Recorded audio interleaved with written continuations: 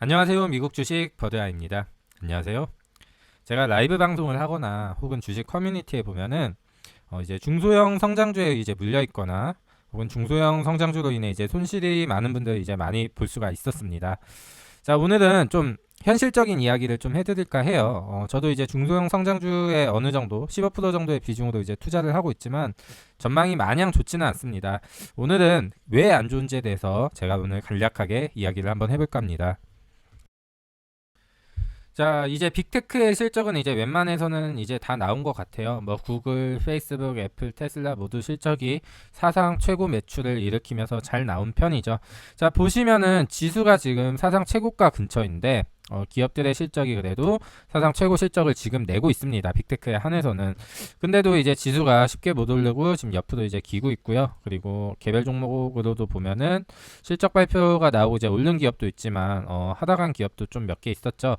그래가지고 지금 현 지수가 빅테크들의 실적에 비해서 조금은 부담스러운 것 같다. 저는 지금 개인적으로 이렇게 해석을 하고 있습니다. 일단 먼저 나스닥 지수를 한번 살펴보게 되면은 사상 최고가를 이제 갱신을 한번 하고 지금 밀린 모습을 보여주고 있습니다. 자, 지수가 사상 최고가를 이제 찍는데 나스닥에 있는 이제 빅테크 기업들의 이제 실적이 사상 최고 실적이 나왔습니다. 대부분이. 그렇기 때문에 저는 좀 긍정적으로 봤었는데 지수가 많이는 아닌데 일단 단기적으로 살짝 빠지는 모습을 보여줬기 때문에 현 지수가 아무리 사상 최고 매출을 냈지만 조금은 부담스럽다. 시장이 지금 이렇게 이제 받아들이고 있는 것 같아요. 그렇게 이제 보시면 되고.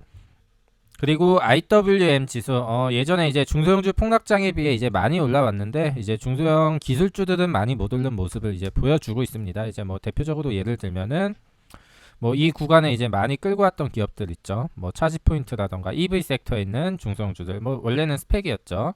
그리고 뭐 블링크, 제가 다 매매했던 종목들에 대해서만 이제 이야기를 할게요. 블링크 그리고 또 CCIV 보면은 다 그림이 뭐 이런 식이니까.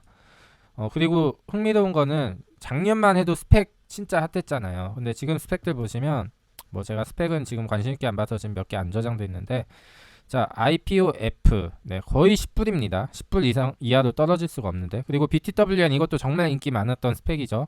이것도 지금 10불 근처로 온 걸 볼 수 있고요. 자, 스펙도 박살이 지금 나 있는 상태고 뭐 이제 제가 이제 지금 주력으로 좀 투자하는 레모네이드 역시 마찬가지고요. 다 이런 우산형 차트를 이제 그리고 있어요. 근데 이게 지금 최근에 이제 기술주도 이런 식으로 아주 조금 이제 반등은 했지만 이게 앞으로 개인적으로 단기간 안에 이렇게 많이 올라가기는 전 힘들다고 이제 보고 있습니다. 오늘 그 이유를 이제 정리 한번 해볼 건데요. 시간을 이제 조금 거슬러 올라가 보면은 작년 하반기부터 이제 중소형주들이 이제 급등을 많이 한 것 같아요. 지금 보시는 차트는 ARKK의 차트인데 보시면 한 11월, 10월 말부터 해가지고 중소형주가 정말 랠리를 펼쳤죠. 뭐 스펙주들부터 해가지고요. 올해 한 1월까지 그게 지속이 됐던 걸로 이제 기억을 합니다. 자, 근데 이렇게 중소형주가 올라갈 수 있었던 이유는 바로 개인의 수급 때문이었습니다. 개인이 이제 거의 다 끌어올렸다고 보면 되는데 일단은 아크인베스트를 제외한 기관들은 이제 밸류에이션이라는 거에 이제 굉장히 이제 민감합니다. 굉장히 이제 민감하기 때문에 밸류에이션이 전혀 터무니없이 높은 기업들 그런 기업들의 뭐 이제 비중을 실어서 매수하거나 장기 투자를 잘 하지 않습니다. 이제 개인이 이제 미친 듯이 매수를 하면서 이제 올렸던 장이었고요. 개인의 영향력이 매우 강했었던 장이라고 이제 보면 됩니다. 게임스톱이나 이제 AMC 사태가 있었잖아요. 자, 이걸 보면은 개인이 월가 기관을 상대로 그렇게 치고받고 싸워가지고 승리를 하기도 했었고요. 그런 걸 봤을 때 개인의 영향력이 매우 이제 강했던 장이라고 이제 보면 되는데 개인의 이제 영향력이 이제 왜 이렇게 강했냐? 자, 먼저 시장의 상승 동력을 살펴보게 되면은 뭐 전 세계나 똑같죠. 이제 양적 완화로 인해 올랐습니다. 연준이 이제 자산을 끊임없이 매입하고 있고 지금도 이제 채권을 사들이고 있죠. 그리고 이제 국가는 연준한테 국채를 팔아가지고 이제 자금을 확보해가지고 이제 부양책이라던가 그리고 개인한테 스티뮬러스 체크를 지급을 했습니다. 재난지원금을 이제 지급을 했죠. 그 와중에 이제 코로나로 인한 소비가 감소되고 금리는 낮다 보니 이 돈들을 저축해봤자 의미가 없다 보니까 그게 이제 자산시장에 이제 들어오면서 지금 주식시장이 오늘날까지 온 거예요. 전 세계적으로 이제 비슷한 양상을 이제 보이고 있는 거죠. 주식이라는 건요, 결국에 파는 사람보다 사는 사람이 많으면 이제 올라가게 됩니다. 근데 지금 이제 연준이 현재도 채권을 매입하고 있고, 인플레이션 수치가 2%가 되기 전까지는 뭐 꾸준히 이제 채권에 이제 매입할 거라고 파월 의장이 나와서 항상 똑같은 말을 하죠. 하지만 이걸 영원히 하진 않을 거 아니에요. 지금 경기가 회복되고 코로나 확진자 수가 줄어듦에 따라서 지금 시장은 이 테이퍼링이라는 악재를 계속 걱정을 하고 지금 이 걱정을 깔고 지금 시장이 버티고 있는 거예요. 자, 근데 이게 언젠가는 다가올 악재예요. 이걸 뭐 영원히 연준이 채권을 사들이진 않을 거 아니에요. 그래서 이거는 어차피 다가올 악재이기 때문에 지금 이거에 대한 부담감도 지금 시장에 깔려 있고요. 그리고 스티뮬러스 체크. 지금 이제 코로나 확진자 수가 감소함에 따라서 더 이상 이제 재난지원금이 나올 확률이 거의 없다고 봅니다. 저는 현 시점에서는 0%에 이제 가깝다고 보여지고요. 그리고 코로나로 인한 소비가 감소하면서 주식시장에 돈이 흘러 들어왔다고 하잖아요. 경기가 회복되면서 다시 소비가 살아나고 있어요. 대표적으로 디즈니랜드에 관한 기사를 보시면은 이제 소비가 점점 살아나고 있는 것을 확인할 수 있다. 이렇게 보면 되고요. 제가 앞에 이제 말한 이유들로 인해서 이제 지수빨로 이제 종목들이 다 같이 올리기는 좀 쉽지 않다. 그래서 금융장세가 아니라 이제 실적장세로 넘어가서 앞으로도 실적장세의 장이 이어질 확률이 상당히 크다. 이렇게 제가 말씀을 드리고요. 자, 보시면은 이제 애플 같은 경우는 이번에 실적 발표 잘 나왔죠. 잘 나와서 이제 P가 이제 30이에요. 30배인데 제가 정확히는 기억이 안 나는데 이 양적 완화를 하기 전에 이번에 코로나 장이 오기 전에 애플의 이제 평균 PER이 제 기억에는 21에서 24 이렇게 왔다 갔다 한 걸로 기억을 해요. 근데 지금 실적 기준으로 유동성장이 PER 30을 만들었다고 가정을 하면은 만약에 유동성이 이제 빠져서 지금 실적을 만약에 애플이 유지하는 가정하에 PER이 이제 24까지 왔을 때 제가 표시해둔 이 105불이라는 주가가 나와요. 거품이 빠지게 되면.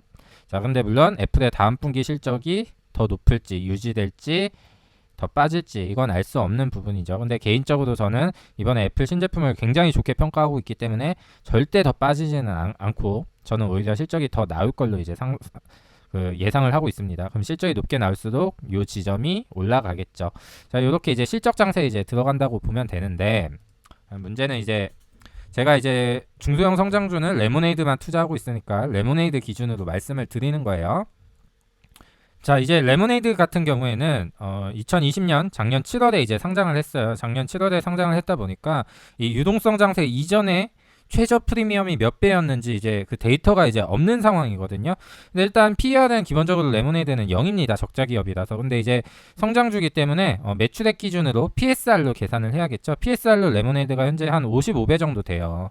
자, 그러면은 만약에 테이퍼링이 왔을 때 여기서 거품이 얼마나 빠질지가 이제 좀 미지수긴 한데 개인적으로 애플의 성장률도 좋지만 애플은 덩치가 너무 크기 때문에 애플보다는 레모네이드가 고성장을 하지 않을까 이렇게 이제 생각을 하고 있으니까 일단 24보다는 이제 높게 쳐야 된다는 게 이제 제 생각이고 그러면 적정 PSR을 일단 30으로 매겨볼게요. 지금 55니까 거의 한 45%가 빠져야 되잖아요. 근데 계산하기 쉽게 50%가 빠진다고 치면은 이제 45불이죠. 45불 45불을 한번 표시를 해볼게요. 일단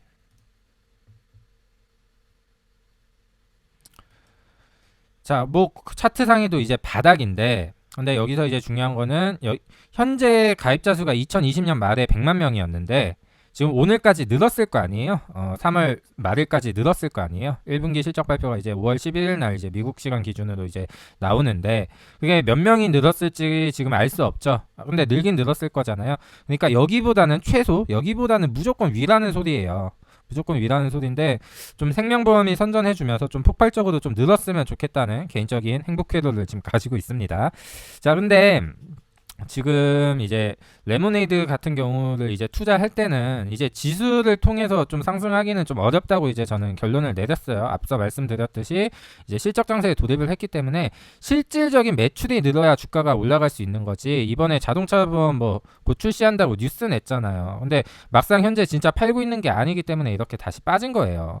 이런 뉴스로 올라가는 거는 일회성 상승이기 때문에 전혀 이제 의미가 없다고 이제 저는 생각을 하고 있고 지금 이제 레모네이드 트위터 보면은 자동차 보험 판매를 언제부터 시작하냐 이런 댓글이 이제 많은데 대답을 안 하고 있습니다. 그래서 제가 봤을 때는 올해 말이나 한 내년 초는 돼야 판매하지 않을까 이런 지금 예상을 하고 있습니다. 그래서 그게 또 언제부터 이제 정식 판매가 될지는 알 수가 없는 부분이기 때문에 저는 지금 투자를 하고 있는 겁니다. 근데 이제 자동차 보험이 이제 좀 폭발적으로 레모네이드 가입자 수와 매출을 성장시켜줄 수 있는 아주 큰 원동력이라고 이제 저는 보고 있거든요. 그래서 지금 베팅을 하고 있는 거고요. 근데 여러분이 여기서 이게 여기까지 빠질 수도 있다. 최악의 경우에, 정말 최악의 경우에. 그걸 감안을 하시고, 근데 만약에 자동차 보험이 출시를 하고 그게 대박이 난다면은 레모네이드 상승하실 때 보셨잖아요. 정말 다시 폭발적으로 상승하기 시작할 겁니다. 저는 이제 그 타이밍을 기다리기 위해서 계속 평단을 낮추면서 중소형장이 좋지도 않은데 추가 매수를 하고 있는 상황입니다. 그렇게 이해를 하시면 되고, 저는 이제 개인적으로 레모네이드의 적정 PSR을 지금 30이라고 생각을 했는데, 이거는 여러분이 여타 다른 기업들하고 이제 비교를 해보시면서 본인이 정해서 이 주식이 어디까지 빠질 것인가를 좀 고민해 보면 좋을 것 같아요. 저는 주식을 이런 식으로 이제 많이 하거든요. 근데 이제 제가 45불이라고 자꾸 예를 들어서 뭐 겁먹는 분들이 이제 계실 것 같은데, 이 45불은요, 레모네이드가 가입자 수가 하나도 안 늘고 매출이 하나도 안 늘고 갑자기 내일 당장, 오늘 당장 이제 연준이 테이퍼링을 한다는 가정하에 45불이라는 소리예요. PSR을 30으로 만약에 기준을 잡는다면. 근데 지금 연준이 아직까지 이제 자산 매입을 계속 하고 있는 상황이고, 연준이 이제 테이퍼링을 하기 전에 레모네이드가 이제 계속 가입자 수가 늘고 매출이 늘 거 아니에요. 그렇기 때문에 사실 45불까지 올 가능성은 좀 굉장히 희박하다. 이 말씀을 마지막으로 드릴게요.